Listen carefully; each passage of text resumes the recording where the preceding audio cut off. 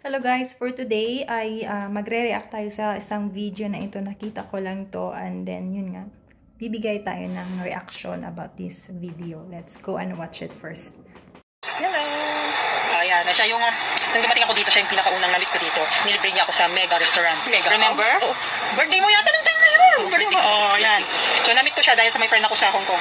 Yan, si Ate Marley. Yan, so, Ate Marley. Ilang years ka na dito, Sis Grace? Since 2017. Ah, mayaman! Mayaman pa sa utang. Hindi mayaman, mayapang pa sa utang. So, saang bansa ka galing, Sis? From Hong Kong.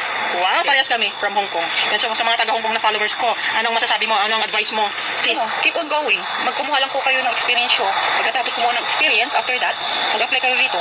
Hindi nyo malayan. Maswertihan din kayo, di ba? Yan, Like us. and then tsaga din, maghintay. Hindi po kasi madaling mag-apply dito. Be patient. Lagi na sinasabi, be patient. Perseverance nga, sinasabi. Kasi once na hindi kayo matyaga rin, wala rin po tutunguhan yung gusto nyo makamit. So, ilang years na kayo dito, Sis? 17, 18, 19, 20, 21, 22, 23. 6 years. 6 years na siya. Ayan, magdedicate na rin siya dito after 4 years. One day.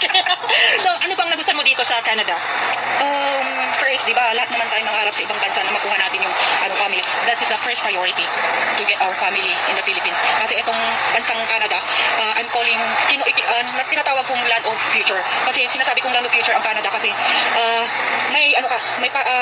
makukuha mo yung pamilya mo dito. It's not in the other country, you're just only working there, but hindi mo makukuha ang pamilya mo. Pero, ang kagandahan dito, makukuha mo na ang pamilya mo, at the same time, there's a lot of benefits here. That's it. Coming from the 6 years experience here. Ayan. So, syempre, hindi naman lahat. May pros and cons dito. Yeah. So, hindi naman magandang buhay. Mayroon din naman paghihirap. Yeah. Pero sa pag may hirap, may nilaga. Yeah. Ako naman, kung hindi uukol, hindi bubukol.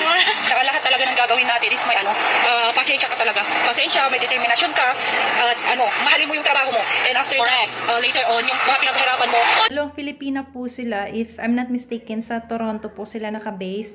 At yun nga, ang aral na makikita natin doon or mapupulot is yung sinabi nila na tiyaga-tiyaga talaga, and then ang ginawa nila is ginawa nilang stepping stone ang pagnanani doon sa Hong Kong bago nila tinarget ang Canada. So nag-gain muna sila ng experience sa ibang bansa bago sila nag-apply. At doon sa comment section kasi nakita ko kung anong ginawa nila. So, nag-apply sila sa mga agencies na nag-a-assist papuntang Canada, no?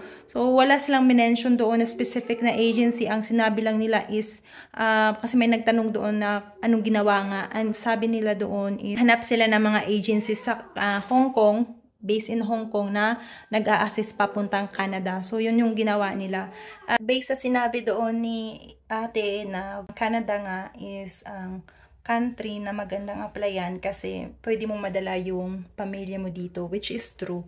At ang kagandahan din kasi sa nanny, lalo na may tinatawag dito sa Canada, ang Government of Canada, ay may program sila yung sa home child care provider and then home support worker. Kung child care provider, yung mga nannies, and then yung sa home support is yung mga aalagaan mo is mga adults. Ang kagandahan kasi kung makapag-apply ka sa program na iyon, 1 year of experience lang as a nanny, pwede ka nang mag-apply for your permanent residency dito sa Canada. So, ang kagandahan, kung ikaw ay permanent resident na dito, mas madali mong makuha ang pamilya mo. But, pwede mo naman din makuha ang pamilya mo or yung partner mo kahit ikaw ay naka-foreign or foreign worker ka or work permit holder ka. Pwede silang kumuha din ng open work permit yung partner mo. May din dyan, pathway for that. Kasi nakita ko yan sa Immigration of Canada. So, nabasa ko na kung ikaw ay isang work permit holder, and then, yun nga, yung asawa mo is nasa Pilipinas or nasa ibang bansa ba kayo, and then gusto mong dalhin yung asawa mo ng open work permit or pwede siyang mag-apply for an open work permit pa Canada.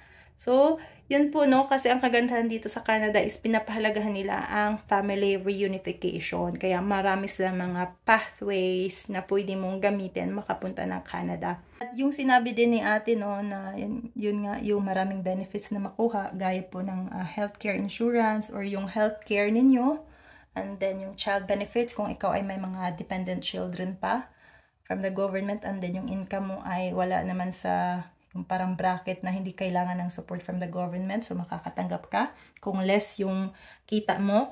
And then yung free education din sa public. At kung sila ay magka-college, pwede din silang mag-student loan.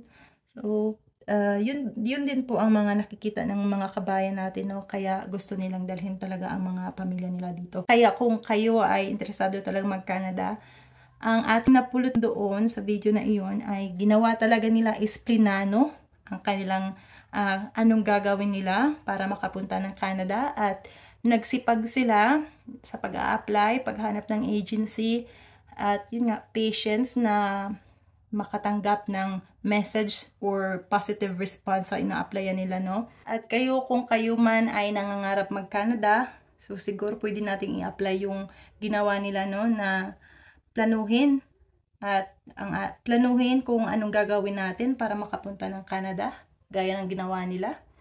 At kung gusto nyo talaga yan, na gusto nyo talaga matupad yan, i-push nyo yan, determinasyon, at yun nga. At sana ay may natutunan kayo sa video na iyon nila, which is not my video, and thank you for watching.